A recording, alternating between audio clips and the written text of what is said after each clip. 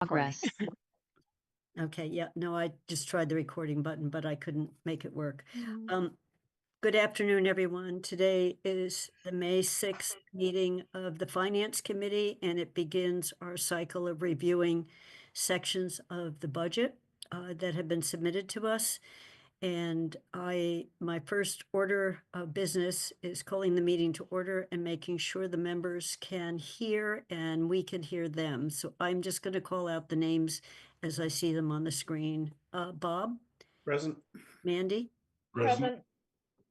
We didn't know I Bernie? said Mandy or Andy, so Okay, you can take both of us. okay, so I got both of you. So Bernie, I'm here. Tom, Here. and we're waiting for Alicia. And I see that Paul has joined us. So we have public comments listed as the first item on our agenda. So I am going to open it for public comments right now. And I see that there's one hand up right now. So Melissa, if you can bring her in, I could do it too if you make me co-host, but I can't. I have made you okay. co-host. Okay, Right. I'll make her. So Kathleen, we brought you in, so you should be able to talk. Can you hear me? Yes. Yes, yeah, maybe speak just a little bit louder, but yes. Sure. My comment is about the capital improvement plan and just the way in which capital money is being allocated in general. In looking pretty closely at the budgets over the last now 11 years and the capital improvement plans, what I have noticed is that there are a lot of municipal departments that have not increased their operating expenses at all since 2015.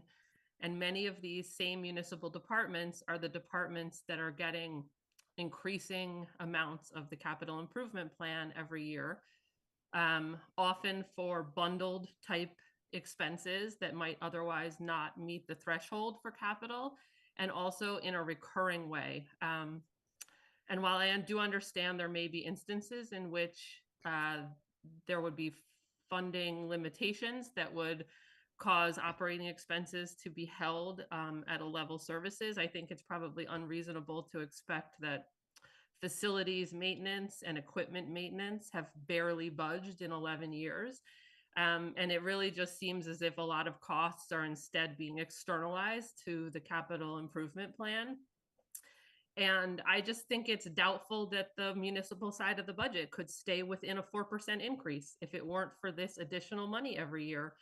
And I think that budgeting in this way is perpetuating a false narrative that the schools are the only entities that can't stay within their means.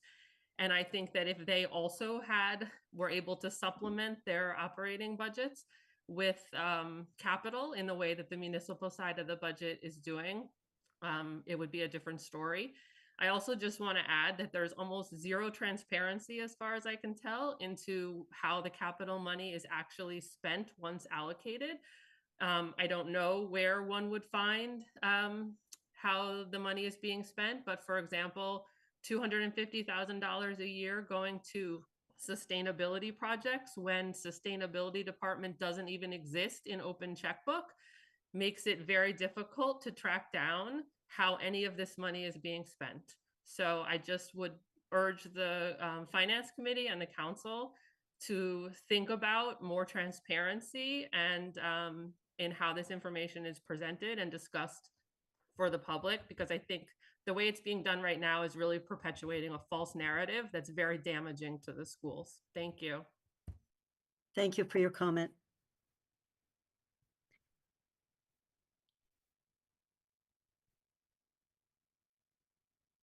I'm just looking to see. I believe that is the only hand up asking to talk. So we are turning to, Alicia has joined us. So Sharon, you're first. Alicia Walker has library as the section of the report she's going to be writing up. So she also sent some questions. I realize they came into you late. late afternoon yesterday, and I think you received at least one other set. So perhaps we can focus on you can say a little bit about your budget, and then we can focus on some of the questions, if that works for you. Sure. Yeah. However you want to. Yeah, absolutely. Hey, Ken. point of order, can you just check and see if Alicia can hear us and we can Oh, hear? thank you very much. Alicia, can you hear us and can we hear you? Yes, I can hear you. Can you hear me? Yes. Okay, great. Thanks. Thank you, Bob. Just seeing her name doesn't necessarily mean that. Thank you very much. So Sharon, why don't you just say a few words, and if you have some responses, I know at least a couple of the questions was you've said you've been living with 3 unfilled positions and you're keeping them unfilled. And there was a question about looking forward when you have an expanded facility, and then one on the current state of the endowment. So I'm not sure where else we want to focus, but at least those are 2, with you've got a move coming, and then a couple of years from now, you're going to have a much bigger square footage in terms of how are you going to manage the operating budget. So I have a quick spiel, and then I have answers to the question. Like you said, I didn't do the answers to the question. There's a lot of questions, and I didn't get to them till this morning. But let me share my screen. Okay. And let's start from beginning. Awesome. Okay. Again, thank you so much for having me, you guys. So really quickly, the library trustees have submitted a request for a 4% increase to the town appropriation for FY26. The proposed total operating budget is $3,088,672, which is a 3.2% increase over the library's adjusted FY25 budget. The trustees approved a 4% draw rate from the endowment, and we've budgeted just over $146,000 to come from the Friends and community donations. Regarding our expenses, we have budgeted for a 12.9% increase to benefits, a 2% increase to the book purchases. All of our state aid award, 100% of our state aid award will be used. Most of it, 97% of it, will go towards staff salaries, and 3% of it will be paid to the town in the form of rent for library services at the 2 branches. We do expect that the Jones will be providing services out of 101 University Drive for the entirety of FY26, and the 3 full-time positions will remain unfilled. And I do want to speak to that just a little bit. And there were more questions from the counselors about this afterwards. I wanted to say the library is struggling just like everybody else. And we've been struggling for at least the 14 years that I've been here. And the library, because the library has historically taken a 6% draw on the endowment during previous trustee administrations to fund just annual operating expenses, I think it's safe to say the library has been struggling for decades. The town's appropriation to the library has never covered the full cost of library staff, just the staff. We've always needed to use our annual state aid award to fill the gap.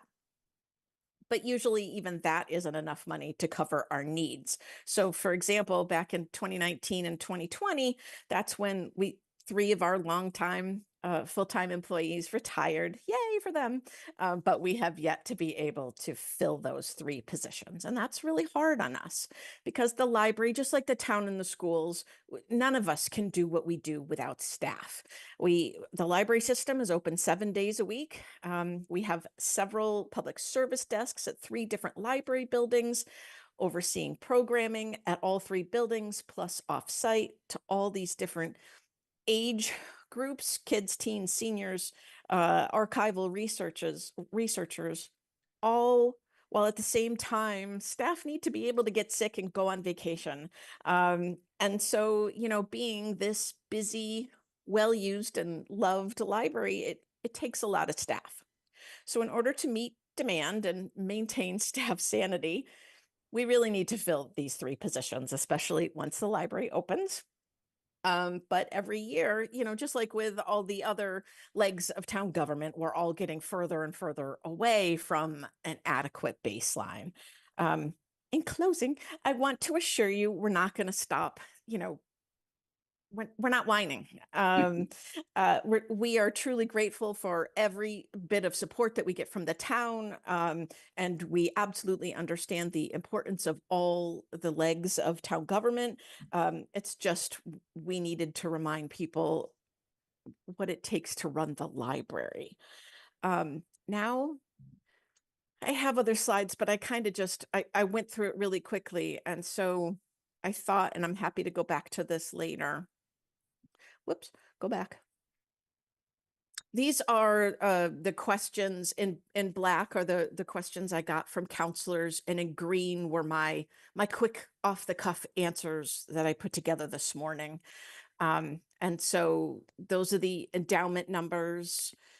4% draw rate has been going on for multiple years now. The town appropriation, is it sufficient? Yes. I thought this was a fascinating question. Is there a long-term strategy to diversify revenue and reduce reliance on the municipal appropriation? So on the one hand, no, we're always going to be a town department. We are always going to need the municipal appropriation.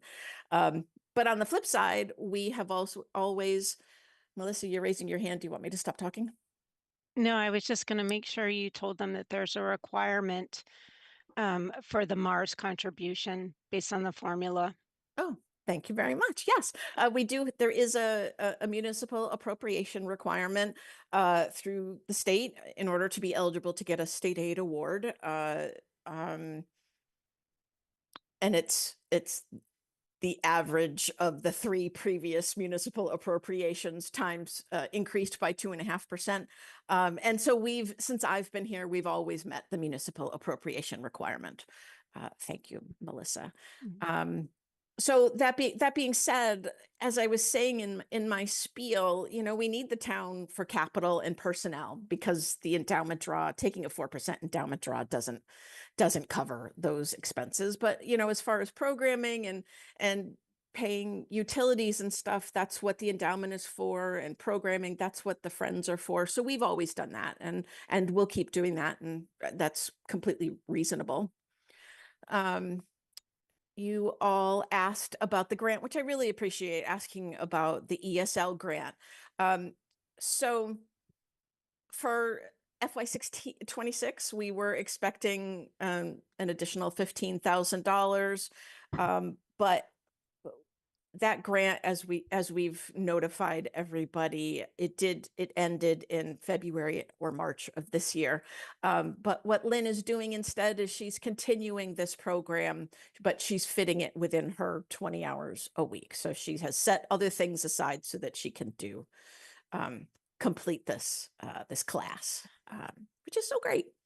The Friends of the Library, ever since the Friends took over our fundraising tasks, we've gone from raising, $20,000 a year because we sent out one letter a year, to now we're raising upwards of $150,000 a year, plus the capital campaign. So we've been really lucky to have those folks doing what they do. And so here I've listed off how for FY26, we've got $146,000 coming from the Friends, and this is the breakdown. About half of it is for circulating materials, and then there's programming for all the different age groups. The personnel costs, that's what you had asked about, which I thank you. I appreciate you all asking. What is driving the 83%, what's driving personnel? Really the benefits increase. And, that's true for all the town departments and the schools. That 12.9% increases, that's painful. The 3 full-time positions that are unfilled are a building maintenance person, and a person dedicated to special collections, and a person dedicated to the teen space. So right now, what we do with special collections, in all cases, we rely on part-timers. And for special collections, our special collections department is not open the full amount of hours that our library is open. And then regarding the new teen space, I don't envision us opening special collections fewer number of hours. And same thing with the teen space. I feel like the only solution to that, if we can't have the full-timers, is to have additional part-timers, because those are really important aspects of what the library does. You had asked how much more we would need to fund those positions, and we're looking at about $123,000 plus benefits, and I'm not sure how to, is that an additional 20%, 30% for benefits? I'm not sure how to do that, but that gives you an idea. And have any staffing models or operational efficiencies? So yes, that's what we've been doing ever since we haven't been able to, fill those positions. We've been kind of merging departments, our branches, for example. We've got more, we've got staff serving at both of the branches and at the Jones, youth and teen programming. So we're less siloed now, I guess is what I want to say. Yeah, and then over to benefits. Healthcare costs have been increasing. What measures? Yeah, it's kind of the same to my answer to 5C. No, I actually think I meant 5D there. What we've been doing to mitigate. And then the difference, how does the cost of benefits in FY26 compared to FY25? Yeah, so if we went from 354,000 up to 478,000, that's enormous. What is this? Oh, the materials budget. Okay. So this is the materials expenditure requirement, which is different from the municipal appropriation requirement.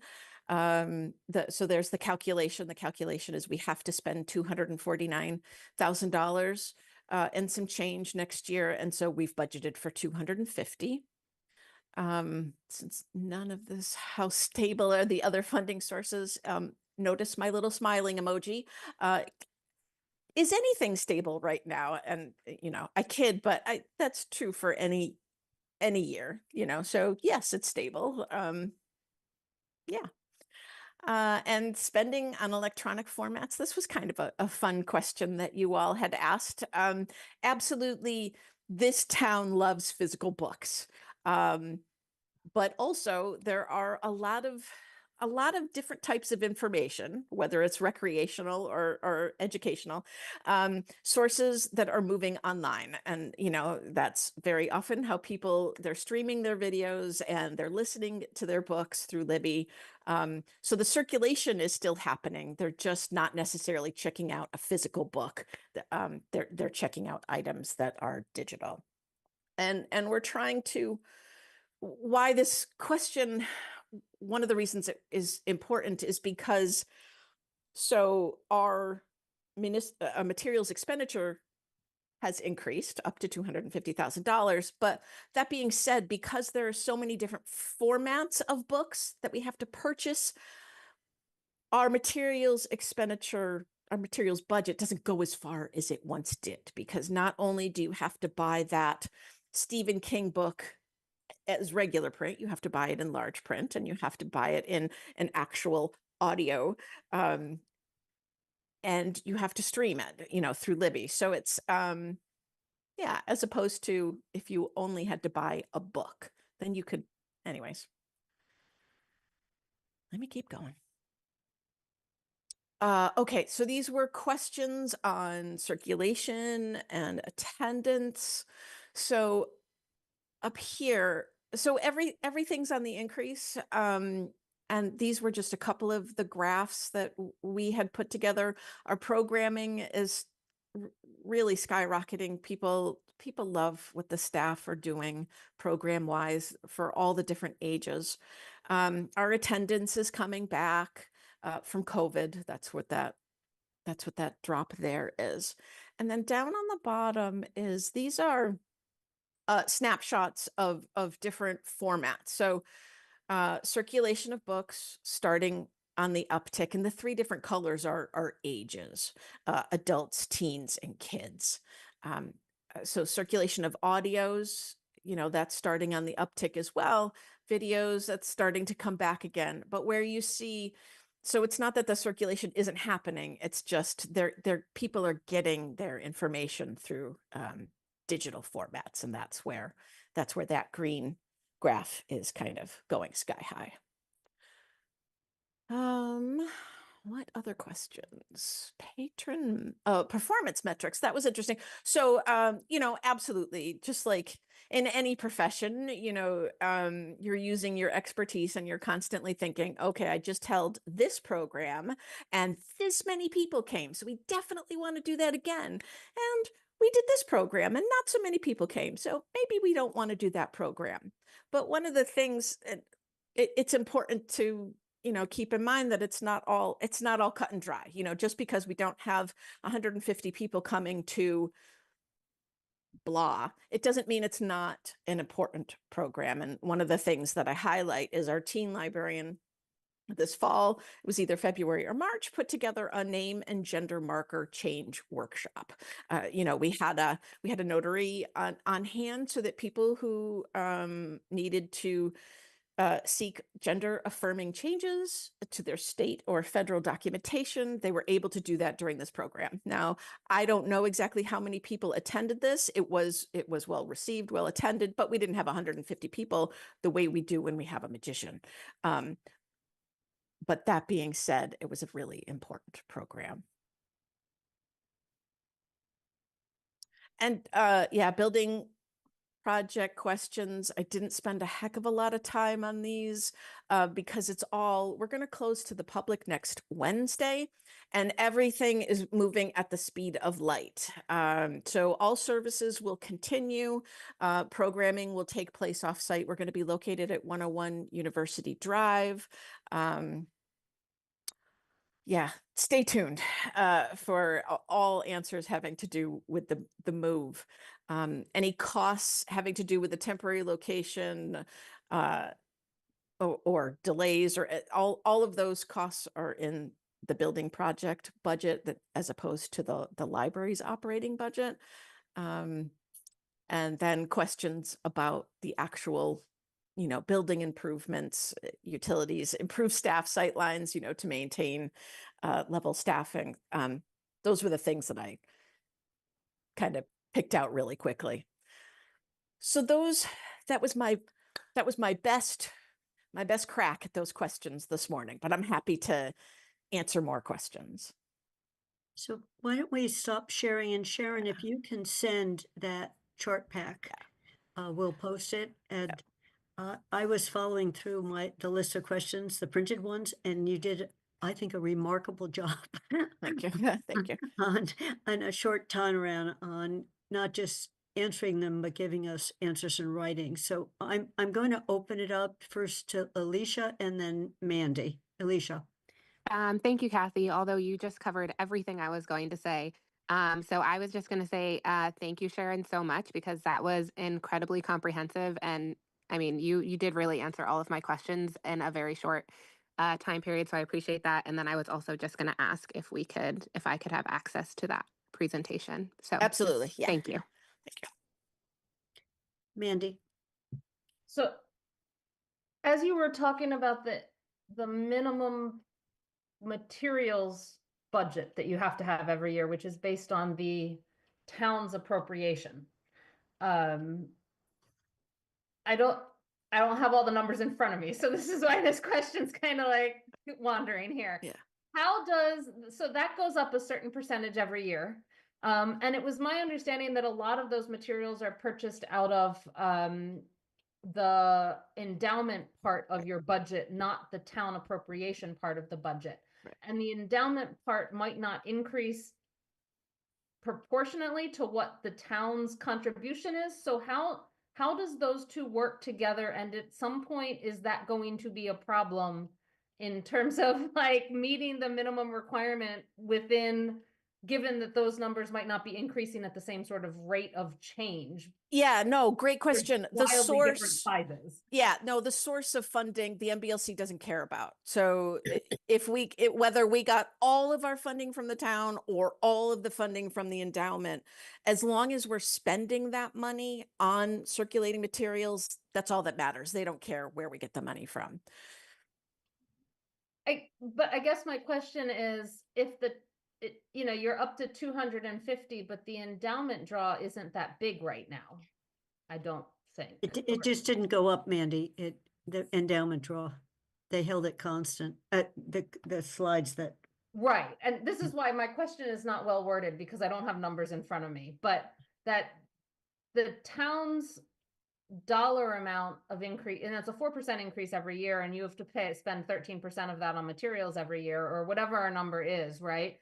But that's a larger increase in terms of raw dollar amounts than potentially a 4% draw increases over the course of on the endowment side. And I guess I'm wondering, does that yearly increase in required materials spending become problematic given what portion of the budget at this point is trying to cover that number, because the town's contribution is not covering even all of the personnel costs. So other portions of the budget that were normally covering the material costs are now having to first cover personnel, and there's less money. I'm not wording it well because I don't have numbers in front of me. But... And so the municipal appropriation, the town appropriation, only matters when we are calculating the materials expenditure requirement. Yeah. So if it would be a problem if, for example, if the municipal appropriation were level funded for 3 or more years in a row, then you're right. When you do the math,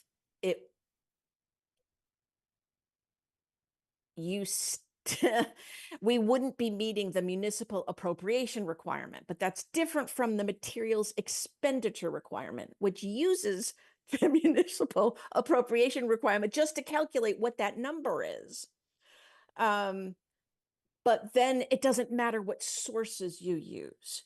And I feel like I need a dry erase board because I feel like you I need understand. to run numbers to ask my question the way I'm trying to ask it. So we could get in trouble, but we never have since I have been here. The last time the library was in trouble was when everybody was in trouble in 08 and 09. And that's when the MBLC will give out waivers. You have to fill out, there are more forms you have to fill out, and you give a presentation to the MBLC gods, and they provide a waiver. And yeah, I'll just stop there. Okay. But if it'll help, once you have those numbers in front of you, and I'm happy to answer better. Thank you. And I'll try to ask the question better. Bob. Yeah, I had just a couple of nits. One nit was on the first paragraph of the expenses, which is the last sentence of that is, as a result of the library staff or town employees, the town's appropriation no longer covers 100% of the library's personnel costs. It's been that way ever since I've been on the finance committee. Yeah. So exactly. Maybe you should reword it that. I mean, it's fine for you to say it doesn't cover 100%, but no longer implies that it had, like last year, when in fact it hasn't for several years. Will you do me a favor? Tell me where that is, because I agree with you. First paragraph under expenses in your the thing your budget that you. The one that was posted, Sharon. Yes, got it. Thank you. Yeah. Yes, okay. Thank you. And then that's a good nit. Yes.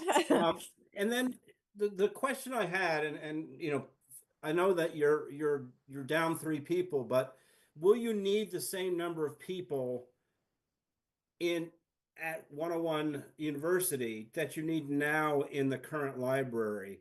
And is there some way to repurpose some of those people for other tasks in town in the interim? So one of the reasons I'm okay not filling those positions right now is because we're in this building and we're going to be going to 101. So no, I'm not looking to fill those positions right now. I got very nervous, when for the past 2+ years with the schools are really struggling.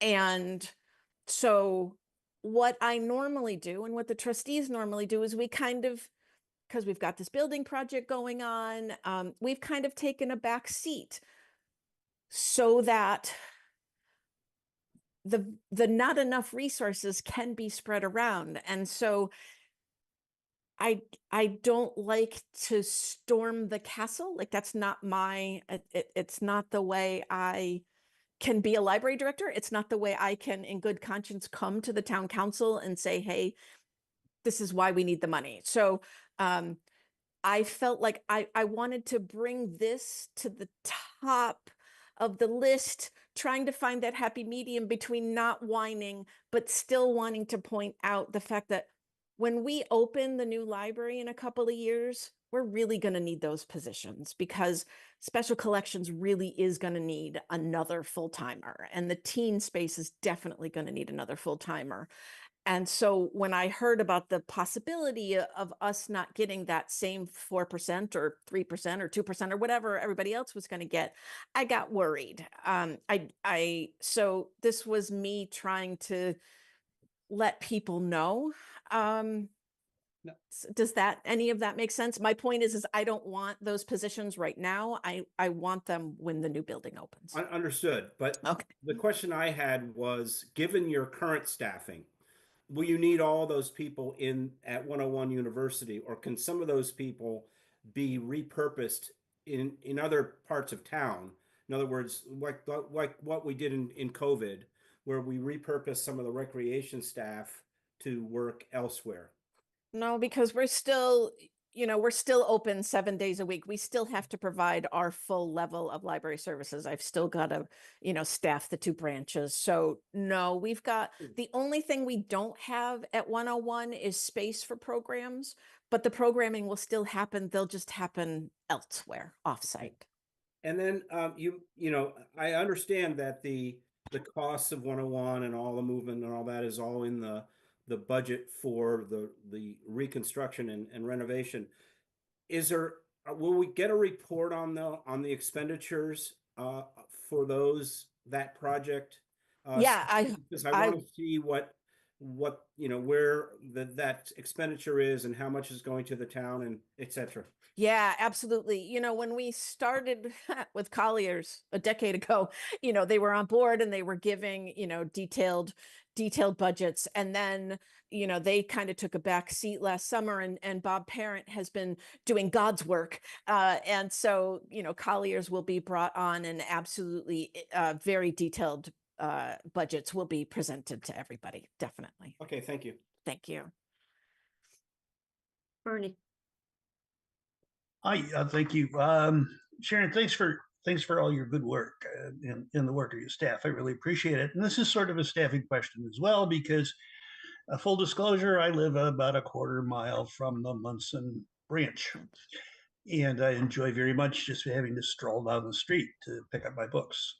But we do have a relatively small space here in town, and you have 2 branches and you have a staffing crunch. So the question is really, how long how sustainable do you see those 2 branch libraries being, given that you have an increased demand for staffing at the central location, and you want to be able to help schools and do some other work. So it's a question about viability for the North Amherst and the Munson branches.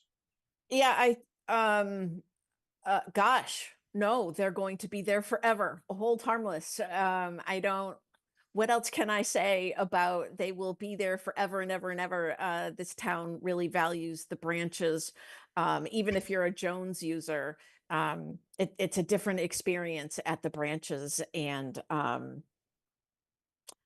And so never in my time, and it's not that we haven't been afraid of losing money since, you know, in the past 14 years, I would the type of budgeting that I would do, or when I have to do cuts, I tend to cut everything equally. And I can only speak for myself right now. You know, it has not gotten to the point that it did in '08 and '09, where things were very, very drastic. But I have always felt like there isn't one department, and when I say department, I mean library department, that's more important than the others. We need the branches, we need special collections, we need ESL, we need kids, we need adult circ. And so if budgets are cut, in my mind, they should all get cut. So I thank you. Thank you. So I have a flip side of Bernie's. While you're at 101, have you thought about increasing the hours at the branches so that people would be diverted to one of those two places? So yeah. Yeah, maybe. So we're not going to right away because we need to know how many staff, this is kind of happening like that. We need to know how many staff we need here to close up and to move and then to settle. And then there's going to be a lot of interlibrary loaning between the three buildings because a sizable portion of the collection is going to go to Munson.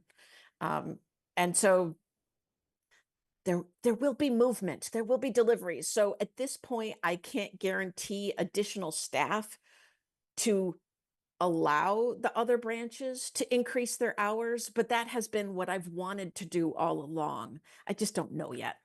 Okay, thank you. Yeah.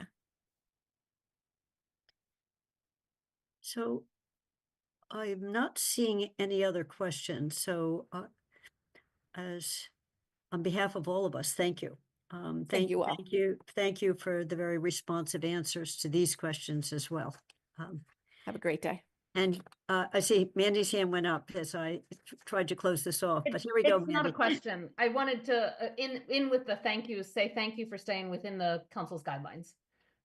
That makes in my thinking about budget reviews, it makes my budget review of your budget much easier because you're within our guidelines. So thank you for staying within them. Right. Thank you for your work. Bye, you guys. So thank you. So now we're going to swivel or pivot to capital. And this is the capital improvement plan. It's a 5-year plan.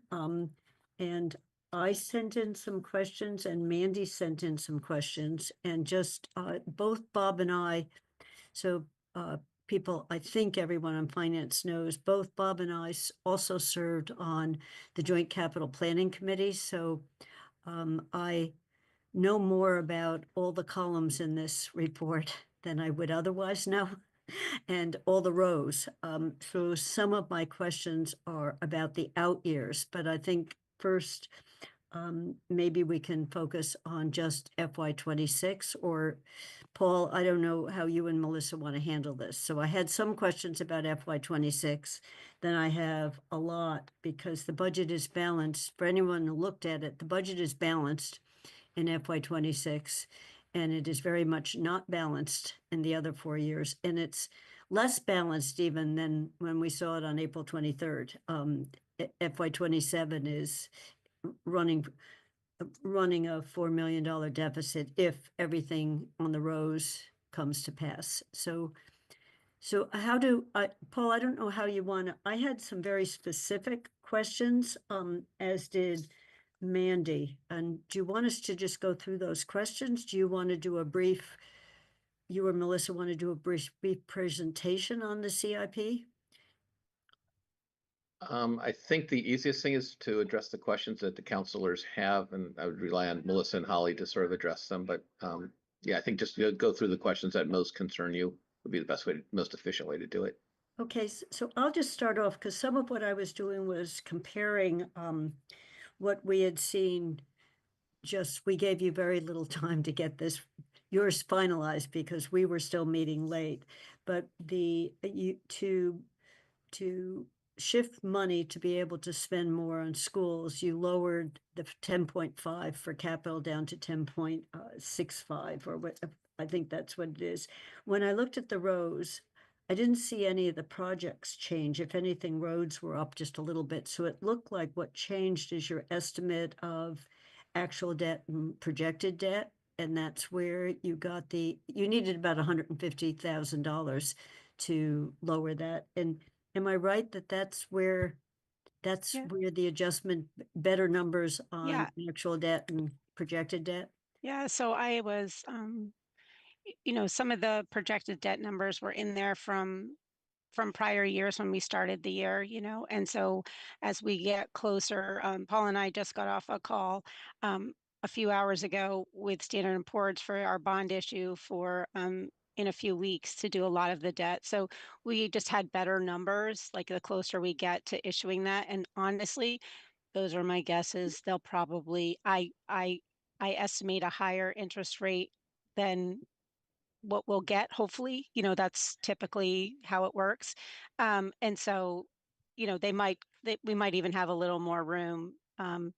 And what we did last year or this year, and what I would advise, and I know that Holly and Jen were in agreement with this idea, is that if there are sometimes savings in the debt estimate, what we do is we become more aggressive on the pay downs of the bands that we're rolling over, and which also allows us, we pay down debt this in 2025 that was scheduled to roll for 2 or 3 years. So those big payments, because we had estimated debt that didn't come to fruition, i.e. the library, we didn't borrow for the library, and therefore there was no payment for the library in fiscal 25. So we took that money that we had estimated for 25 and spent it on another general government purpose in the debt, so that we don't have interest on, I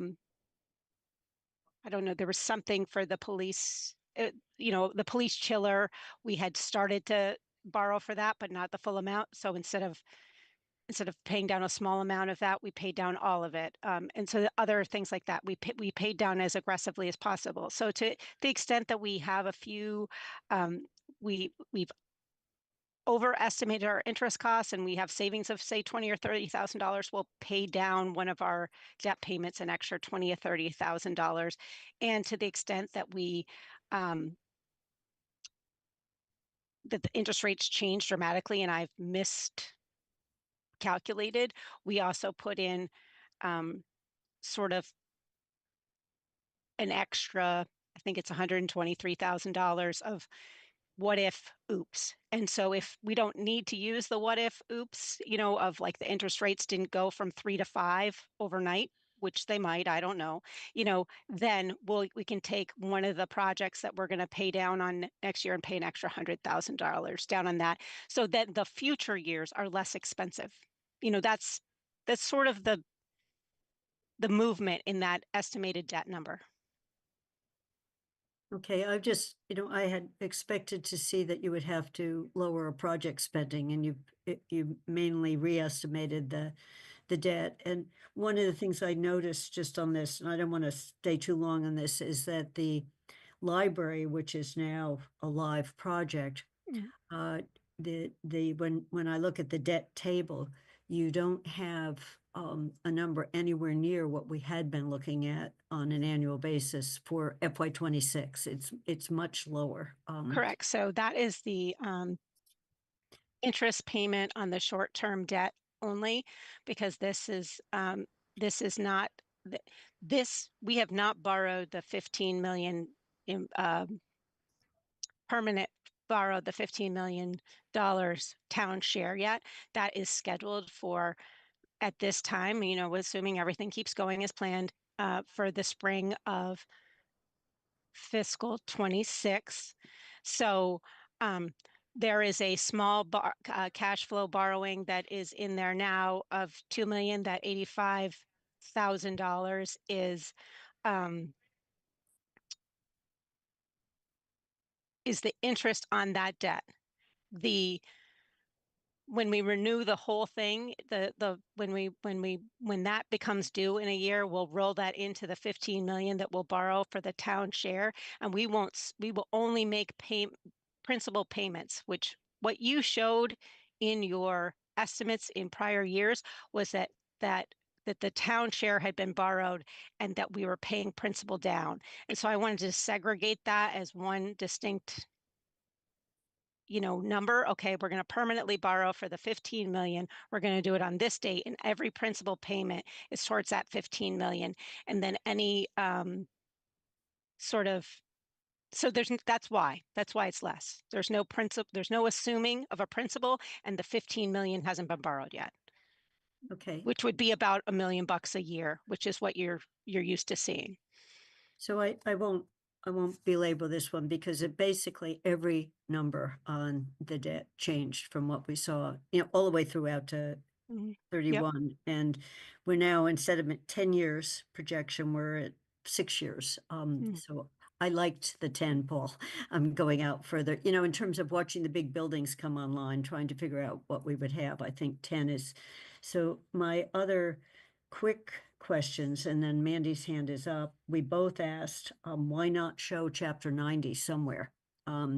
We're getting state money for roads. There's a blank on state aid in the current CIP. That has always been a line, and I understand that it's different. It's a grant, but one suggestion was show it as a footnote that there is 800 or whatever the number is, so that people understand this isn't the only money we have for roads. So I'm just not sure what the rationale is in this part of the budget, deleting a line that we have always shown as a source of funds for roads. And then all of my other questions are on, are we being tough enough about the projects in FY 27, 28, 29, and 30, to bring the how are we setting priorities? So I'm just going to stop with those so that Mandy can jump in. But can you just explain why we wouldn't somewhere show Chapter 90? I mean, So I can answer why I didn't show it. Yeah. And like I've said in capital planning and several times, is that we don't show any other state grant in the capital plan. It's not part of the capital plan. It's not part of JCPC approval. And the number that has been shown there is not consistent with what we actually get. So that is the base amount. And as you know, over the last several years, the actual amount for Chapter 90 has been increased by the governor's office. And so that number goes up and down. It was an estimate put in there for the base number for Chapter 90. And then also, there are other Chapter 90, not Chapter 90 monies that aren't necessarily, that are like, they do specific projects like, I don't know, what is it? Like they do, I want to say like, they have different names. Help me out, Holly. What are the three other things that sometimes come in that are also road funding, but not specifically Chapter 90 and not maybe as flexible as Chapter 90? So it's kind of a number that, like, we could put the base number there, which is a calculation of miles in town based on a formula that the state tries to beat, or has in the past number of years that I've been doing this, tried to increase the Chapter 90 funds. And just to be consistent as to, these are not funds that no other state aid comes into this process, and nor is it part of the JCPC approval process, because it's already been designated to where that money goes. Similarly, there are monies that are supplementing other projects in the JCPC plan, in the fire department, in the planning department, etc. And that was my rationale. So I wasn't questioning it on JCPC. I mean, we, as you said, it's money that is is assumed and will be spent. I'm more, as Paul knows, as you all know, when this past fall, people saw a drop in our cash to 500,000 and focused on that and didn't focus on the fact that that wasn't the only road money. So I feel like we have to capture it somewhere. And in the capital improvement plan, putting in 4 sentences saying, in addition to our cash capital, we're getting X and Y and Z, and C, you've got it. I tried to find it in the big budget book, Paul, way back at the back, and I found something called Chapter 90 plus. But it's understating what we have available for roads is my main point. Yeah. Yeah, so I guess my response to that, Kathy, is that the JCPC can put what they want in the project. This is the town manager's report, and we chose not to put it in. So it's a judgment call. I understand what you're saying, and we just decided not to put it in this Well, we don't have it either. I mean, it disappeared, and it was in last year's CIP and the year before, in the 6 years before that I've looked at the CIP. It's always been there. So I just point out that it makes it look like there's a drop in road spending. So I'll leave that off. Mandy, why don't you come in, because all of my others are on the out years and what we're planning to do about them. Yeah. Yeah. I'm going to start with my questions with the current fiscal year, because I had a lot with the out years too, but with the Chapter 90, I just want to comment that it's not in the big budget book either, as just Kathleen said, under grants. And if Melissa's referring to it as a state grant, why isn't it listed in the grants page of the big budget book under DPW state grants? So with Kathy, I'm with her on it should be noted somewhere in a budget. And it's always been in the CIP and it's not there anymore. Okay, but then why isn't it under the state grant section on page 200 or whatever, 256, I think, or whatever I just looked at, of the big budget that lists all the state grants. But moving off of that, three sort of largish questions. I'm going to start with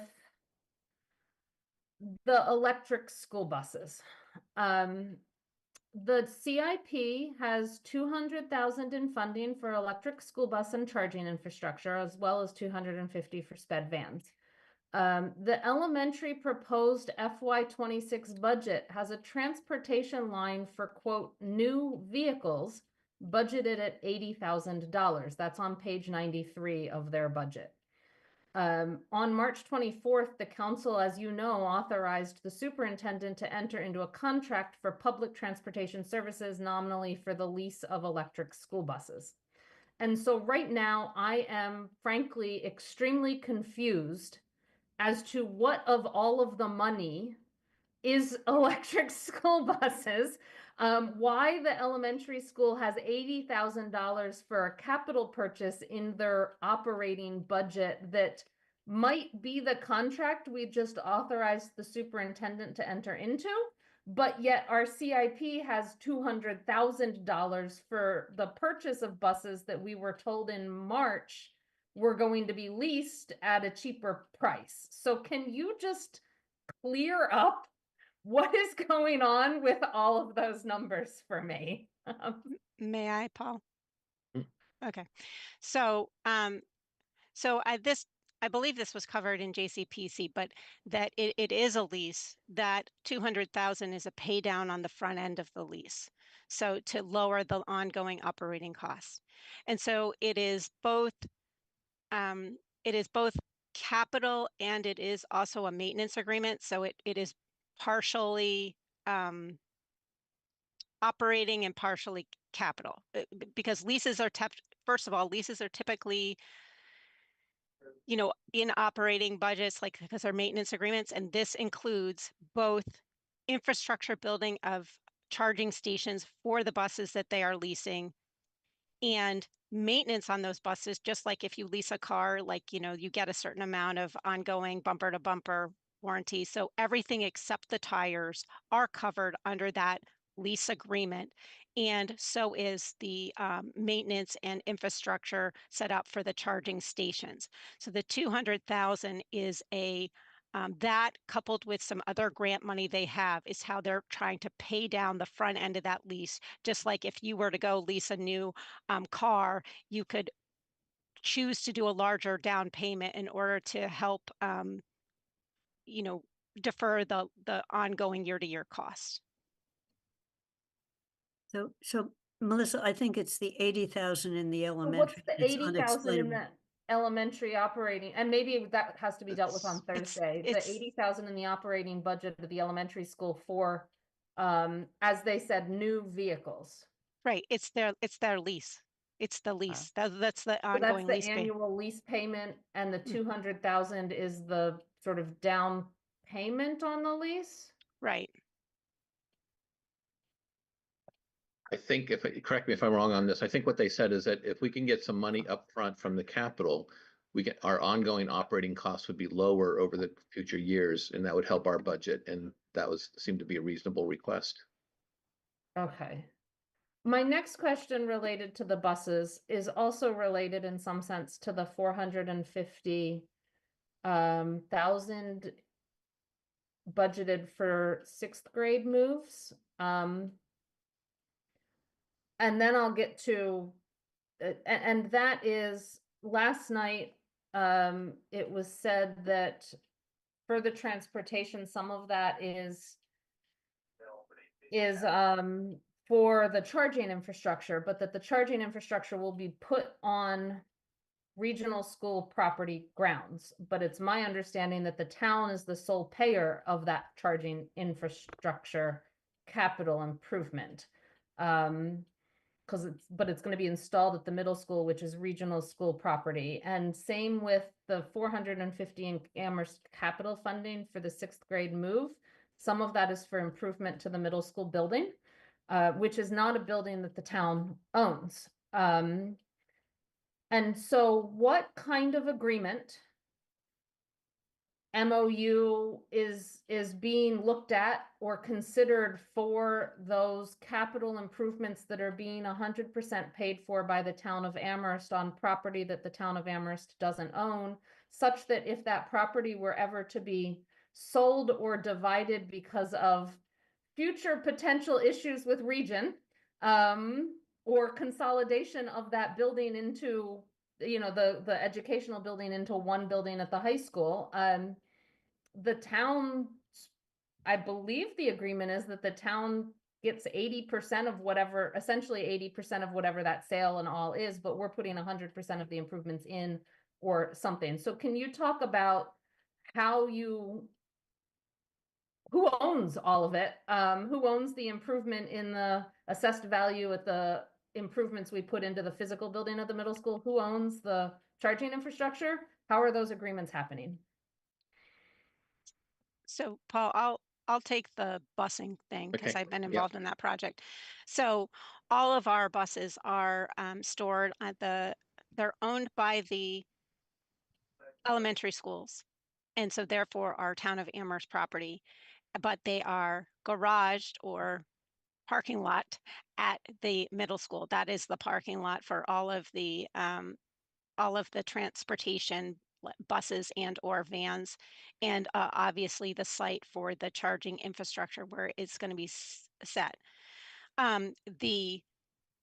Because the infrastructure is leased, who owns it is the leasing company.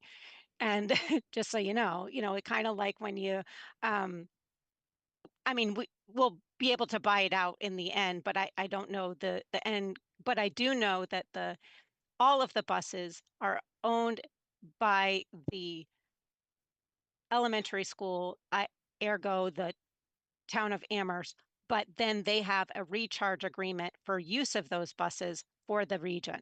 So it's always been an inter school adjustment that they do where one owns the asset and the other pays a service for the asset. They have a service agreement between the school and the elementary school and the region for busing services. The details of that, Shannon tells me, are very complicated and I've never seen it, but it is a process that they go through every year for each part of that busing calculation. And Paul can speak to the sixth grade move. Yeah, so typically when you lease space from a landlord, which is what the elementary school is going to do with the region, um, there's an allowance for leasehold improvements. But that comes out of, we're renting it out a very small amount. In the regional agreement, it talks about how much we will rent. But so if we want to rent the space, the tenant has to make the leasehold improvements to accommodate the activity they want to hold in that space. The landlord isn't going to make that improvements. Those improvements stay with the property, just as if you rented a space and you made improvements to a rented space, it stays with the property. And unless, the way we see it is, and this has happened with Amherst Media, unless you can like unplug it from the wall. We're not going to pull wires out of the wall, but if you have something that's attached to the wall, like computer equipment or something like that, that you can unplug and carry out of the building, that goes back to the elementary school district. If a year later we say we don't want that space anymore. And then the improvements stay with the building, and then the town of Amherst has the 80%, whatever it is, stake in that building. So the value stays, 80% of it stays with the town of Amherst if that building were to ever be, disposed of in some way. It may not have, that particular improvement may have no value to whatever the future uses of the building. But in order for us to occupy that space, the district has determined they need this amount of money to make it able to accommodate the sixth graders moving into the middle school. I hope that makes sense. That does. I have some other questions regarding that amount of money, so I'll stick on that topic that's not about who owns the improvements. Originally, you intended to use money from ARPA for this. And clearly you're not anymore. And you've booked the ARPA in, but for the Bang Center, you booked the ARPA into health insurance and then asked us for a thing for free cash and it'll all balance itself out. So I'm curious why you're using CIP money instead of nominally ARPA money instead of essentially free cash for this. I'm also curious what kind of I guess reports or determinations were made to figure out how much was needed, especially since there isn't an agreement with the regional school committee, as far as I know, to actually permit the sixth grade to go into the middle school at this point. So why is it essentially the question is, why is it in the CIP instead of waiting for more solid information and asking for it out of free cash like you did with banks? So I felt an obligation to have money available to the elementary schools for the sixth grade relocation. That's something we had said earlier in the ARPA funding, that was a commitment that we had made along with other things. I wasn't confident that they would be able to actually expend the money in a timely manner under ARPA. So rather than lose that money, we put it into our health insurance, and it was going to fall to free cash. But I still felt the commitment to meet the promise to the elementary school that we would provide the funding. And this is the avenue we chose. I guess we could have gone in for a free cash request. It's sort of 6 of one, half dozen the other in some ways. But I think that was the reason that this provides for that. In terms of the actual number, Melissa, did Shannon give us additional? Yeah, so Shannon did provide, I think that they had some preliminary estimates from a previous look at this that they had done, that they had built some escalators into. And then I think that the original request was for 350, and in the JCPC, there was a discussion and about how comfortable she was with those numbers because she was basically using really old estimates and just trying to build in an escalator, and they collectively, meaning the committee of JCPC and both Shannon and Mr. Gallo, whose first name I forget right now, but the new facilities manager or facilities director, thought that if that they would be more comfortable with 450 as an estimate, and anything that they didn't use will go back to the town if unspent. It was just I know that's kind of how they came up with that number. Does that seem accurate, Kathy and Yep. Bob, about how that went? Yeah. Yeah, that, and Mandy, they listed out some of the physical changes, including carving up a small space for sort of an administrative or clerk office, as well as doors and some of and painting and rehabbing it. And the other thought I had, because I had asked this of Paul when we saw this on the list, I says, is it double counting that this money will be available starting July 1 of the coming year? And to the extent we're going to certify free cash, it's not going to be till November. So this provides money to actually go out and get the estimates and get some of the work done over the summer, potentially. If the schools can focus on it, while the school is not occupied, and they could actually start to really get focused on it. I think the notion that if it comes in under, we will know about it sooner rather than later, because this is all much more time dependent on those 3-year-old appropriations that haven't spent yet. I mean, we're talking about this, it needs to be ready by in 2026 for the school opening. So because the numbers were old, Rupert did the numbers and he had specifics. The original request was 500,000 from ARPA. And so I was surprised by 350. And then they said that these were all old numbers. And old meaning had been done the year before Shannon got there. So we went up to 450. So one follow-up question on this one, if I may. Paul, you said it really, to you, didn't make a difference between using free cash or the CIP plan money, but that 450 coming out of CIP means you can't put 450 into roads on July 1. You can't put it into other projects on July 1. You're putting it into this project.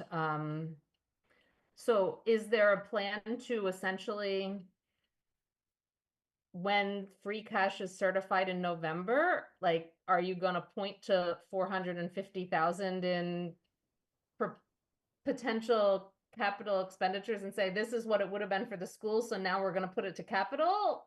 Or like, have you thought about that too? Because it might not matter from like spending the money point of view, but it does matter for how much capital we're doing otherwise. So our habit has been to, when we get free cash certified, we have our sort of system for allocating the funds. And then if there's additional funds available coming in for an appropriation, if you recall last year, we did ask for $1 million for roads, and the council ultimately did approve 500,000 of that. So I think that that's the way we would go about this. We would use the same process. So Mandy, one of the things we did in the JCPC report, but it's then a question what the town manager and staff are going to propose back to us, was at our finance committee report is indicate should money become available. And we put roads up on the list. We also put, we pushed off the southeast intersection design because there isn't a choice of what we would do. So we thought, you don't put in design money till you know what you're going to do. So we had those listed. If we know what we're going to do, here's some potential. And then we pushed a huge amount of the vehicles. If you look at vehicles in FY27, almost, with a few exceptions, almost all. So we had roads, the intersection, and vehicles at the top of the list for which of we didn't have a discussion of the vehicles that weren't recommended for FY26. We didn't have a discussion of which were the most urgent. If you had to pick one, where would you go? So DPW had one they really wanted. I don't know whether it's the most urgent, but it was moved out.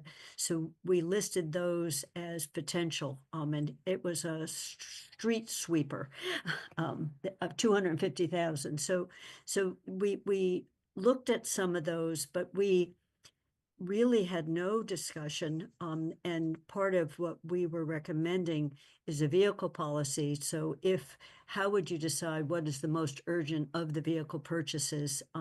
Because we cut down on everybody's vehicle going forward. So those were the three areas we flagged, aside from middle school roof, but we flagged some as, here are some places that we know everything was moved into FY 27. Yeah. So Bob, I don't know whether you want to add to that, but that was our thinking on that clearly things were bumped out.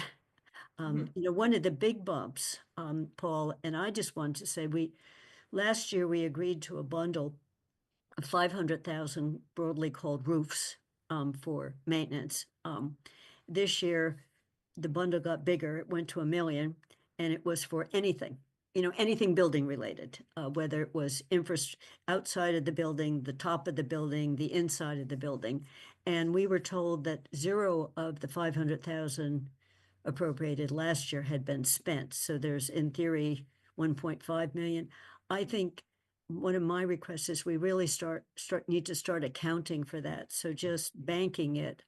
Stephanie's done a very nice job with sustainability fund to say, here's was 250, here's what it was spent on, when she reports up. And then she also said, here is what we're planning on spending it on in FY 26. So it was, and this year we didn't have that with the million, other than there's 11 or 12 million dollars of everything that we could spend it on. So 1 million is a drop in the bucket, was kind of, rather than where will we go with it, with a suggestion, maybe town hall roof, but it's not enough for the town hall roof. So I think that's a bundling may be a good idea flexibility wise, but with it, I think comes a lot of accountability. So if I can respond to that, if that's Yeah. okay, Bob. So I think there's a few things. So the vehicle that the DPW had was involved in it. It's the vehicle that has the lift on it that lets us repair light fixtures. It was involved in an accident, so it couldn't be utilized. So we needed to buy a new one so we can keep doing the work, and we will get some insurance money back from it. I think there's going to be some salvaging of the actual truck itself, but the lift in the back of it, that's why that was promoted up. And I think we have been we don't have it finalized yet, but there's been a really serious, for the first time ever, analysis of all the municipal buildings, and including, so we really have a much better sense of what the needs are of the buildings. And I think at this point in time, we don't have specificity on what would be a priority, but we do know the needs are dramatic. And I think you're right, Kathy, to say report back, tell us. I think we wanted to give our facilities people some flexibility in saying, hey, we're doing a roof at Atkins Reservoir. We could actually do another roof and get more bang for our buck if we also do this roof or that. I think that's the logic of it, is to give some flexibility to our experienced capital managers to make judgments on that. Their philosophy is to make sure water doesn't get into the buildings. That's job one, is to protect the buildings, and that's because water is the enemy. And then from there, all the other things happen. And there are some other things that there might be a bathroom that needs to be renovated because of handicap accessibility or something like that. But that's generally, and I think I'm not sure exactly what the timing is, but we will have all the reports. They're doing a building by building report, this company that's been brought in.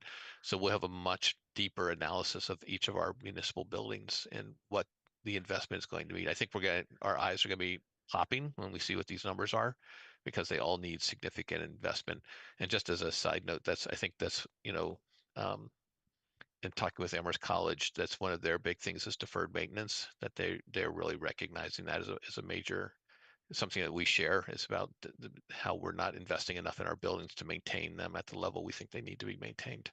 So I think this year is one of those, we don't know, we know we need more money, but I think the approach is to account for it and say, here's how we utilized it. And I think that's the same with sustainability. We didn't know there was an option to buy batteries for our fire trucks and ambulances until well into the fiscal year. And that was money really well spent. Can you potentially add Crocker onto your list of buildings? Because I realize it's a school, but you did Wildwood, and it would just be, Crocker's sitting there with big big needs out in the front, but doing that same assessment tool, just trying to think of, you've got a tool that, and then so I'm just, I it's a can check into that. request. Yeah. Yeah. Okay, Bob.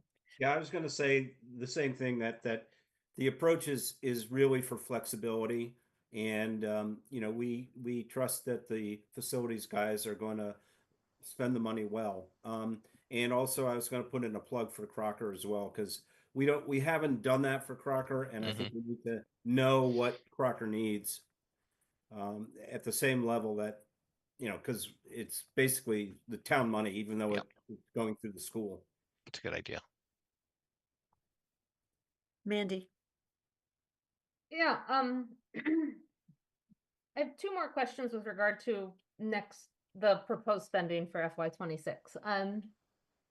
The first one, it struck me as interesting on page 13 of your actual budget book, not the JCPC, not the CIP book, but the budget book, that you wrote that the town remains focused on core infrastructure needs, particularly the repair of roads and sidewalks, and the construction of new sidewalk connections to enhance safety, mobility, and walkability in neighborhoods across Amherst. Yet the CIP includes no additional money for sidewalks. It's zeroed out this year. So to me, the statement in the budget book that you're focused on those core needs, including new sidewalk connections and repair of sidewalks, and then the statement in the CIP basically that says, but we're not going to fund any of it, except potentially outside, we're not going to fund any of it outside of Chapter 90, because sidewalks have a 0 line versus roads that have 775, if I read it correctly. I see $190,000 for sidewalks. Am I looking at the right thing? No, it's definitely, there wasn't any 190. We got 100 for traffic calming, 50 for lights. And Public Works sidewalks around town is 0 in FY26. At the document I'm looking at on page 9. Oh, yeah. I'm sorry. Yeah. and Isn't it 50? No, it's 0 for FY26 and it's listed as 50 in the out years. So I wanted you to speak to that dichotomy, because it doesn't really ring true. I don't have a good answer for you right now. Okay. And then the other one was a statement you made on last night about traffic calming money, that was increased from 50 to 100,000 because there were a lot of requests. And I guess I wondered, I'm always concerned when we increase money because there's specific resident requests without having done sort of going through the typical prioritization process, that we might prioritize the squeaky wheel instead of what isn't squeaky but might need more. And so I'd like you to talk about how DPW is going to make decisions on how to prioritize this, not ignoring the residents' request, because that's a good way to inform what needs done, but not necessarily prioritizing them over places that residents might not be speaking to. Can you speak to that? Yeah, so I think Andy's probably going to talk about the proposed new committee, transportation parking, that would help facilitate that decision-making process. I mean, and I always like to think the squeaky wheel should get grease. I mean, it's squeaking, but if you have a wheel, you should grease it. But I'm not saying that is a priority, obviously. But I'm guessing what you're going to say, Andy. We're going to talk about the TSO process. Yeah, I was just going to briefly say it because it'll be in the thing that we're going to circulate to the counselors for comment.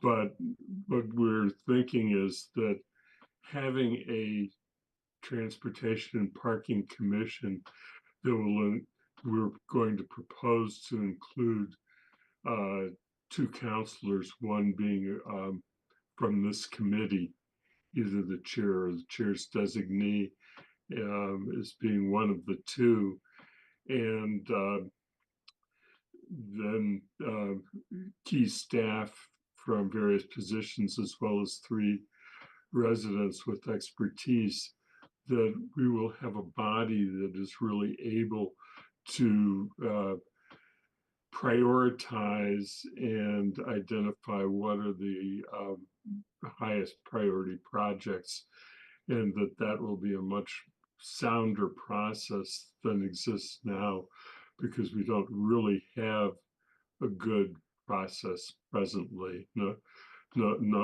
wanting to offend anybody by saying that, but we really think that this is one of the great improvements that can come about by establishing the commission. So that is what we're envisioning to occur, and what we want to do is also recommend to move the citizen requests having to do with public way transportation and parking issues, and move that from JCPC to the new Transportation and Parking Commission, so that you can center it all in places where their expertise. Bob is also on TSO, and I don't know if he has anything he wants to add to that. Not specifically to that, but I did want to mention that when the issue of resident requests came up, Guilford was very clear that he has his own way of prioritizing things, and that these things wouldn't necessarily move to the front of the line. So I don't think there isn't anything in this. We just decided to increase the amount of money Guilford had to spend, because clearly traffic calming, and I've had 2 or 3 people write to me just since then. Traffic calming is a big issue in town, and so we thought it was important to address it. Now, that's what I was going to add too, Mandy. We didn't add these. He actually said, sure, I'll take a look at it, but it's part of a bigger list, and it doesn't necessarily go to the top of the list. And I just want to make one thing on the way we describe traffic calming. In one of our pieces, and I can't remember the CIP, it talks about blinking and warning lights. I would like to add street humps, street bumps, bumps and humps. We have a preference for the blinking lights, but one of the ways, so I'll try to point it out to you, Paul, but when we describe what's in that bundle, the word traffic hump, speed bump, traffic raised position, none of that was there. It was just warning lights, blinking lights. And so a lot of these requests are to literally slow the traffic with some kind of a raised pavement. But we didn't put them at the top of the list at all. There were just a lot of them. Yeah. Bernie, you're muted. I'm going to change gears just a little bit. I don't know if folks want to talk about traffic Can comments. I just say one last thing, Bernie, before you do? Sure. So I think one of the motivations for this putting funds aside is the council was approving, considering and approving, these traffic calming measures. There was never a budget available to really implement them. So we're taking them out of existing budgets. And so this is a way to recognize that there is an interest amongst, for the town council to take these traffic calming initiatives. This puts a little bit of money aside to actually implement them. And I guess the only thing that I would add in response to adding to what Kathy said is, we were also assuming at TSO that if the council decides to establish the Transportation and Parking Commission, that it will not be limited to the listing that occurred in the description that was given in the capital plan. It was to anything that the commission itself would determine is appropriate expenditure of those funds to achieve the goal of traffic calming. Okay, so Bernie, ready to switch. Okay, I'll just throw in paint, which is also a great cheap way to do traffic calming. So if we have fog lines that are a little further away from the curbs and the like, makes the road seem smaller and will help. My confusion with the capital budget is one capital budget question, one comment. The fire department public safety radio system replacement. We will recall that last year that created some because it was $900,000. We got some questioning about that. It's back in the budget, word for word, but at 1.1 million. So my question is, what happened to the communications system?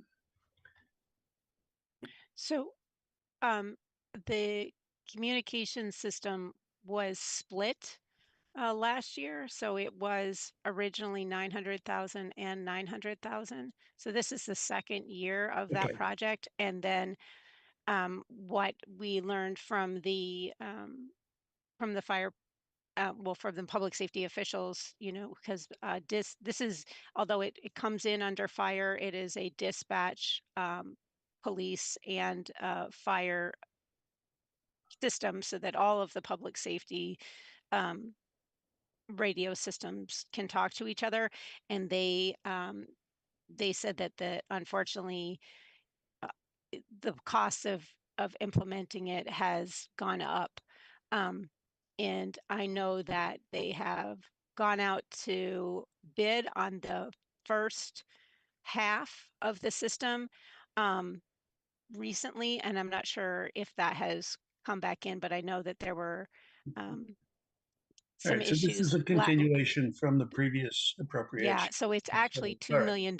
So I just Okay. want to put it out there that it's not only Yeah. is it not 900,000, it's 2 It's million. $2 million. And I will add that it's $2 million if we get our bids up before the tariffs kick in. Correct. Because then it can be much more expensive. I just want to make a comment about the allegation that certain departments are padding their operating budgets with capital money. Andy will recall from our previous service on the finance committee, earlier iteration of the finance committee, and I sure hope that the folks who are on the served in the capital improvements committee will make the point that requests are pretty carefully rogued off, and that stuff that should be in operating budgets are in operating budgets, and that that's a source that's been an ongoing source of concern that we don't, and some tension, because as we tightened up the definitions of what's capital and looked at it, it puts some additional pressure on the operating budgets themselves. So I just want to make that point to assure folks that the staff and the finance committee understands the difference between capital item and padding your operating budget. So Andy, I think your hand is up first on my screen. So it's Andy, Bob, and Mandy. The question I was going to ask is something that I had a brief conversation with Kathy about by email, and it is that the improvements to Southeast Street that were started as a discussion because of the anticipation of increased traffic going with the new elementary school building at the Fort River site. It now is proposing that the design be in FY27 and that the construction be in FY28. And I was curious what the thinking was about that, because that certainly then pushes it back to after the school is open, which is actually a discussion the TSO has had. But I was wondering what the thinking was as far as constructing the CIP, how that came about, and what is the intention, because I think we need to coordinate the processes among the committees. I can speak to it, Andy, but just, and we did rank that high if certified cash is available at the end of this current calendar year. The concern was putting design money in. The design money might be spent without an agreement on what the design should be. That you could really spend the money quickly, and that since we weren't at a point of agreeing on what should happen there. Guilford originally asked for 500,000 for that. He said the lowest he could go was 260. But he didn't give what that 260 would buy. And when he was asked, suppose where we want to go is some better traffic lights, including a bus controlled traffic light, entrant and exit, and just traffic system lights on both. How much design money would that cost? And he said, the lowest I will go is 260 was the answer. I mean, it wasn't what about if we're doing a roundabout and we're doing the lowest I'll go, so the worry was the money will get spent unless we are sure about what we're designing to, that it would be a repeat of getting back what we just got on the 4 traffic circles, which weren't met with a hurrah. And the estimate for the costs of whatever was 6 million. And I looked at the what we're spending on the roundabout down at University Drive or what we spend on Pomeroy. And for a roundabout, it's more in the 1.5 million. So that number didn't seem to make any sense either, but we didn't focus a lot on the 6, like, could it be lower? We mainly moved the design piece off. So I would rank it very high, Paul, if we have certified cash and if there's some agreement on what should happen there. So there is, and then the only other point is it may all disappear, but the state has money called intersections near schools where they will put in grants up to $500,000. So if we knew what we wanted to do, we potentially are in line for a grant, but we would have to apply for it. So we pushed it off because of the abstractness of what we were hearing, not because we thought if there was agreement on what we wanted to do, yes, go ahead and design it. So the design costs seemed to be, no matter what you wanted, it was going to cost this much money, which didn't seem to make sense. So the TSO was told that we needed to spend some money with consultants in order to have DPW draw plans to even see what was feasible. Because what we were asking for is some analysis and presentation by DPW, just to give us the ability to compare those 2 options that you described. And the response was, we don't have the capacity to do that without getting some assistance. So I'm not sure how this whole calendaring works out then. well, he didn't say you were down to 2. He did talk about doing a mock-up and blocking and a matched major design. And I just worry that the money gets spent really fast if you're not moving toward an agreed on solution. And I will say, I wasn't the only one that reacted this way to it. And the other thing I think I'm reacting to is up here in North Amherst, where the intersection, there was extra work done on it that didn't match what people thought we were applying for. It didn't get funded, but there was a lot of design early specking out work. So I think getting clearer on what direction, as you know, I'm not on TSO, so that it was the haziness of the answer, and it didn't seem like there was a focused use of that money. That led us to say we weren't ready yet to spend it, and if we waited, so it may not have been the best decision, but that was where we ended up. Bob, you might want to speak to it too. Yeah. Yeah, the other thing Guilford said was, if we're pushing this to FY26, we wouldn't have the road prepared by the time the school opens. So in some respects, it's a bit of a moot issue, because we're not going to have whatever it is we want to do won't be ready for September 2026, when the school kids are going into the school. So that's what Guilford said. So I mean, I think, to me, we really have a chicken and egg situation. We need, either the council or TSO or somebody has to sit down and decide what are the options we want DPW to look at. And then we need to move forward with that, because right now, I don't know, I'm not even sure what options we have to look at. The other thing I wanted to mention about the police and fire system is the first year's money really goes to the base stations, which are the sort of the broadcast stations. And then this year's money goes to units that are mobile units that are going to be in the cruisers and in the fire trucks, and then carried by individual police officers and firefighters. So it's really divided in. It's one big project, but it is divided up into those pieces. So anyway.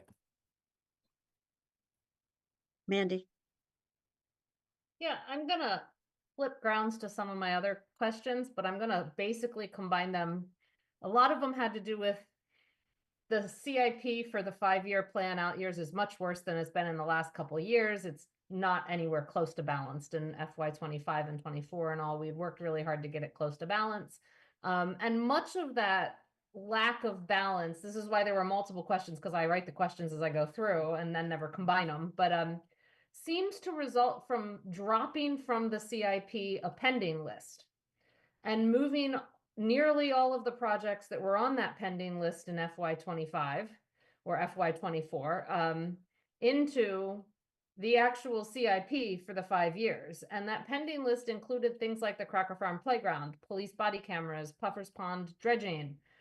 Those were ones that the pending list said they'd be funded through grants or other sources when funds are available. Puffer's parking lots and beach improvements, War Memorial playgrounds were projects that require more development and analysis, but they've been moved into the 5-year plan, creating this wildly out of balance 5-year plan. So can you speak to why they were dropped, why the whole pending list was dropped, number one, why many of the projects were moved into the 5-year plan, including projects that said they needed more development and analysis, or projects that there might be grants and would only be done with grants, instead of keeping them in a pending list? Are we giving up on the grants? Have we done the development and analysis for like the parking lot and trail improvements and stuff so that they are logically now in the 5-year plan? Please talk to the thinking around all of that. Do you want to start, Paul, or do you want me to? You can. Okay, so all of those items were continue to be requested by the departments. So they are pending. They aren't pending. They are real legitimate requests. And that doesn't mean that they've given up on the idea of getting grant money. But as we experienced with Sean's project for the disaster recovery, he didn't get the grant. He'd hoped that he would, and he didn't. So instead of removing it completely, we ended up funding a smaller amount this year for the most urgent need, and it is put into the subsequent year, not as pending, but as if that we're going to apply for the grant next year and hopefully we'll get it. And if we do, then it will come out of the capital plan, because it doesn't, these grant funds don't show in the capital plan. And so, but I also didn't want it to come back the way that other things have come back, where they're like, well, why is this the first we're hearing about that? They're like ongoing needs, they're new needs, they come into the plan. So you can put things in a pending list, but to me, that's just like, oh, well, I wanted to force it to balance, and doesn't that look pretty? And it's not based in reality. So that's my logic on it, and you can disagree with it, but that's sort of where I went with that. And then so I would say that all of the departments are acutely aware that funding is unavailable and that we are in a deficit for these capital items, but they wanted their needs to be reflected. And so that's how we reflect that. And then every year we need to make choices based on the priority, while they continue to seek other ways to fund those projects. And many of our projects, as you know, come through that are partially funded by CPA and partially funded through the CPI project, and we don't know the balance of that. And some of our grants, especially around parks, have matching requirements. So you have to, the total amount of the project needs to show up in the CIP, because if you ever have gotten a park grant, I believe Amherst has done several, but park grants require the town to take on the full cost of the project as far as an appropriation, which is typically done in a borrowing, but then ultimately you only borrow for the amount that is the town match. So I think that was my logic. I know that there is disagreement on this committee about why it was done that way, but that was my thought process when putting the work together. Well, no, I want to speak to this too. So Yeah, so I think the question is, okay, this is a planning document. It's not it's a planning document. It's a capital improvement planning document that says, what are our needs? How are we going to place them on the out years? Are we capturing all of the needs? And are we making decisions along the way? Like, what are the priorities? And I guess it's, we've done it two different ways. And I think the whole point of this is to communicate to the council and to the public what are our needs. And I think it's an open conversation, like which is a better way to present it. Is it better to put them on, log them in and show that we don't have enough money to do everything we want? Or is it better to balance out those out years and say we have this wish list also? And I think we've done it both ways, and I just sort of welcome your thoughts on what's the best way to communicate. This is a communication document. Like, what's the best way to communicate what we want to say on this, I guess is my question. So, Ann, did you want to speak to it? Because this was a half a discussion on JCPC, but Yeah. we didn't really get into it. Ann, did you want to speak to it? And then Yeah, I would like the to. only thing that I want to add to the comments that were just made by Melissa and Paul is that if a playground shows on the list that people are really interested in for FY27, given the nature of who our constituents are, there are going to be some advocates of that playground who will have seen the CIP, have looked for it, have gotten excited, and will be very disappointed and will be coming back complaining to whoever is involved in town government in FY27 that playground that was promised for the year was not developed. Whether it's dredging Puffer's Pond or playgrounds or trails or anything that people are interested in, you have to be prepared for the complaints that are going to come when that year happens and it doesn't, in the construction that was proposed, the capital investment that was proposed is not made. So, Paul, you said, it may be a preference or what I think of as a planning, but putting it on an action list and saying everything on the FY27, 28, 29 is an urgent issue, I think is the mistake, is what we're putting to that Dave Zomack, when talking about puffers, the puffers on the list, if you add it up, is more than $5 million.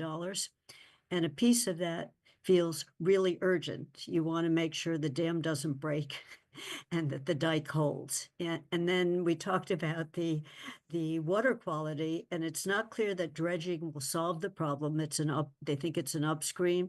So some of these others seemed, we would like to do it as opposed to urgent. So he talked about, I was put in a box before by Sean McMahon. The box was called if money becomes available, these are the top things we'd like to put back on the agenda.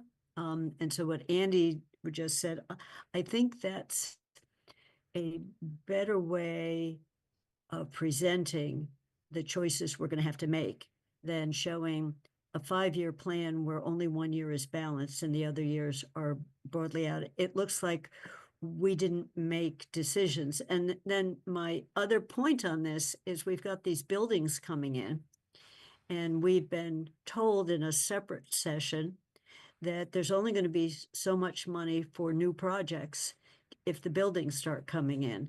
So the implication of that, there's only so much money. So we have to start prioritizing. So I think a planning document needs to say, these are important, but they're not at the same level of urgency, and that's why they're not on the list right now. It's not that we don't know about them, and that it writes your plan a little bit differently. You know, it has a section that talks about that rather than just dismisses them. So that's why when I actually was recommending that make some choices on puffers and pick the one that is urgent and leave it on the list, and then talk about the others if we can move forward on it, because puffers is clearly a treasured resource. But seeing it on the list, people are going to think we're going to fix puffers, and we didn't even have any assurances that spending all that money, the water quality would be okay. So it was like, whoa, that's a lot of money to fix a beach, put in a bathroom, you know, et cetera. So that's just I realize it's a judgment call, but I think getting nearer to balance. So that was just one comment I made, and it looks like fire station has been moved off a bit. I think we in finance and we in the council need to have a conversation about, do we move some of the money out of the capital stabilization fund to make DPW real, you know, to make sure we can pay for it. And that would show a different capital plan, because it would show some money coming in from a stabilization fund as a source, but it would be matched with a use, you know. So just trying to think of, if that's part of the thinking now, starting to talk about it would be a good idea. I'll stop on that, but that was just my reaction to urgent versus priority, or urgent versus very urgent versus if money becomes available, as a good way of ranking things. Mandy. Yeah, I agree with Kathy. I thank you, Paul, for sort of which way is the best way, right? But I agree with Kathy and frankly what Andy said. The minute it shows up on those 5 years in those charts starting on page 8, people think it's going to happen, even though page 7 shows that clearly not all of it can happen. But they get invested in it then, right? Which is, I think, why in previous JCPCs we pushed to have that chart more balanced, because people do look at it and say, oh, the playground is there or dredging's there, without realizing $3 million has to come off of this and all. So I really appreciated the pending list, and maybe there's a different way to do it. Maybe there's a color. I think JCPC, there used to be a color coding of the chart that starts on page 8, you know, that had like various colors of what's been moved from various years, which got very confusing. But maybe there's a way to create sort of 2 charts that are equivalent to page 8. One that's got, here's what our plan as of now is. Obviously that will change, and maybe we need a little bit more wording about, you know, presentation of what these charts are. This is what we think the next 5 years of projects will be that fits into our budget. And then there's a similar chart after that that says, and here's the next level of priority if more money comes, or if we get grants for some of the stuff in. Because what I heard from Melissa was, well, we didn't get the disaster recovery grant, and so we put it in to fund it here because it's that important. Is Crocker Farms Playground or is the War Memorial Playground that important that if we don't get the grant, we're going to do it out of our CIP money? Or really is it we're waiting for that grant, right? And that's, we need to find a way to clearly put that information into the CIP, because people look at this project and say, oh, we're getting a new roof and we're getting this and we're getting puffers dredged and trail improvements and a parking lot. And no, we're not getting it all. And so how do we communicate what of, not just those are some of the big ones. So those are some of the ones that if you pull out would help the project's balance, but maybe they're not the ones you pull out. Maybe you start pulling out all of the cars and say, you know, we're not going to do, when I get to vehicles here, $2.8 million worth of vehicles next year. And we're going to start pulling them out, or, you know, we're going to rethink that, or we're going to rethink the Cherry Hill Golf Course EV charging that showed up this year. I'm happy that there's an EV charging and cart shelter in the plan, but is that our highest priority?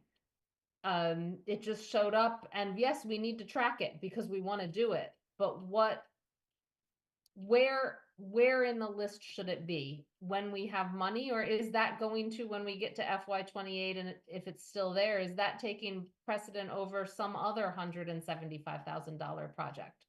Has it bumped up and all? So I would go with balance the budget, keep either a pending list or some other thing that tracks the projects. I agree we should track what the departments need. It's a good way to show the town how tight all of our funding mechanisms are and all of the choices we are making. So I don't want to lose that visual and that transparency, but we should be thinking about in 5 years when we only have 3 million in cash capital, what right now are that 3 million most important projects, and let's put them into this 5-year plan and move everything else off into pending or some other way of listing it. Mm-hmm. Bernie. You almost need two lists. Mm-hmm. One is, this is what we're going to pay for out of cash at hand, free cash, whatever, or through borrowing the town's going to pay for. And this is what we hope to do with other people's money, whether it's whether it's a grant or a reserve fund or something else, so that people can more easily discriminate between how we're going to pay for all this stuff. That seems to me to be a problem overall, and we're certainly not going to solve it in this discussion this afternoon, because people seem to think that there's a budget god somewhere that will just throw money down on us when we put something on paper, and we go through the struggle every year. But I really do think I would like to see a comprehensive list of what the town needs. But that may be, again, the best way to do that. Maybe divvy it up. This is what we need, and this is important enough that we're going to pay for it out of pocket. We're going to pay for it out of available funds. This is what a wish list that we're going to try to get grants for, and then this is, blue sky thinking. If we had all the money in the world, we'd do this stuff.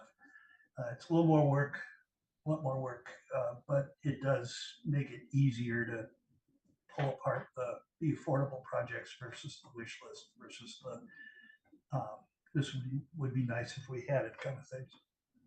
So if I'm hearing the counselors right, what I'm hearing several counselors saying is that we would like to have a 5-year plan that looks doable. We don't want to lose the list of all the things that we have to do or we would like to do to make our town the town we want, and that would go into a different list, but it could be prioritized, it could be not. And then sort of identify how much cash capital we have to work with, and sort of say, and what Bernie's saying, try to allocate those funds as best we can. So, I think there's two different approaches. One is just as a needs budget versus what's available to us. So, we'll talk that over with our staff and talk through this, what the options are. I think you captured it, Paul, and you said early on it's a communication document. Mm-hmm. We're trying to communicate. Yeah, and I think Andy's right that people latch on to a number in year 3 of the project. They say, we're going to get our new playground, whatever it is. It could be a truck or whatever. In year 3, we're counting on it. Even though when you go to the bottom line, you know that there's going to be $1 million in cuts in that year. So. Yeah, and fortunately, you're not giving us operating budgets that are $4 million in deficit 2 years out. So I mean, it's a similar way of thinking that we're trying to plan our capital in a way that we think we can afford it, and then we know what else we'd like to do, and how you communicate that it's not that we were ignoring these other pieces. Okay, I hear you on that. So I also do want to say, I realize the intense stress that this has all been produced under, in terms of both, getting JCPC budget and schools all running on the same track. That decision.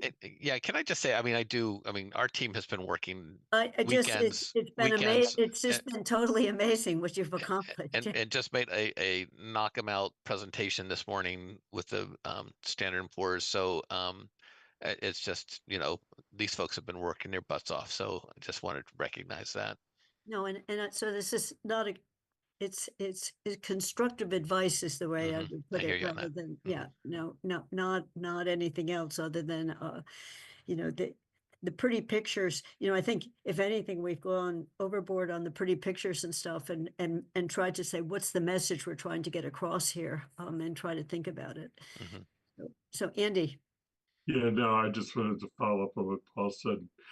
Thank Paul, thank Melissa, Holly, Kathy. I want to thank you and Bob for serving on JCPC. The amount of work that has gone into thinking through what our capital needs are and how we can go about organizing and funding them is just a tremendous chore. Having been on JCPC many years myself, I've lived them too, but you guys just did a fantastic job this year, and we're kind of now getting a little bit lost into the amount of information and detail that you provided for us, but we wouldn't have had this conversation if you hadn't provided it to us. So thank you, thank you. Well, and Paul, just, however you thank all the staff, we had amazingly robust conversations, and I think quite honest conversations during JCPC, on including a challenge on, can't you drive your police car more than 100,000 miles? Why does it collapse? But now I've been looking at, and it looks like Ford Explorers are often collapsing, like it's the particular vehicle that may be a problem, but who knows whether there are other options. But the reception to those questions was so cordial and a willing to discuss rather than say, well, wait a minute, what do you know? It was fantastic. And Melissa facilitating them, making sure people knew we were raising the question and got them back into a meeting, various groups. That was terrific also. Right. So big thanks to your staff. Great, thank you. And I have 3:58. So if we have a motion to adjourn, we could end on time. I'll make a motion to adjourn. Why don't I do that? Vote. Bob? Aye. Kathy, say yes. Mandy? Aye. Andy? Aye. Tom? Bernie? Of course. And Alicia left early as she said she would. So we are adjourned, and next Thursday is schools. So anyone who hasn't looked at schools, and there's a set of questions that has been sent to the schools. So thank you all, and have a great rest of your Tuesday. And thank you, staff, very much. We are adjourned.